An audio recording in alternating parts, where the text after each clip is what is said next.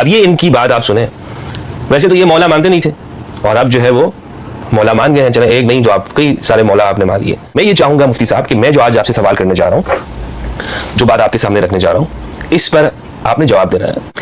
پہلی بات تو یہ ہے کہ جو روایت پیش کی گئی ہے، آپ نے کہا کہ ایک روایت ہے رسول اللہ صلی اللہ علیہ وآلہ وسلم نے فرمایا کہ میرے بعد حضرت ابوبکر حضرت عمر رضی اللہ عنہ کی اقتداء کرنا. یہ روایت ترمذی کے اندر موجود ہے.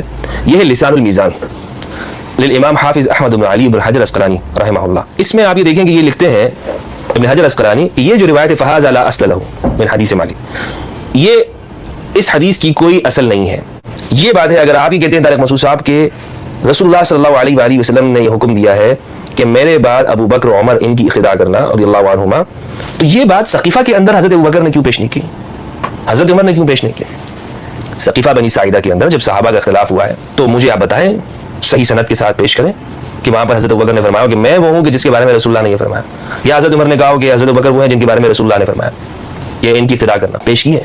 نہیں پیش کی ہے. یہ میرا آپ سے پہلا سوال ہے کہ آپ حضرت ابو بکر رضی اللہ عنہ کو منصوص مانتے ہیں. دوسری بات یہ ہے کہ آپ نے کہا کہ مولا حضرت ابو بکر بھی مولا ہے، حضرت عمر بھی مولا ہے، عثمان بھی مولا ہے. میرا سوال دوسرا یہ ہے کہ ٹھیک ہے ہم یہاں پر مان لیتے ہیں حضرت ابو بکر رضی اللہ عنہ کو میں مولا مان لیتا ہوں، سب مولا. آپ ایک امام علی کو مولا نہ مانے، سب مولا ہے. میرا سوال یہ ہے کہ یزید کے دور میں آپ کا مولا کون ہے؟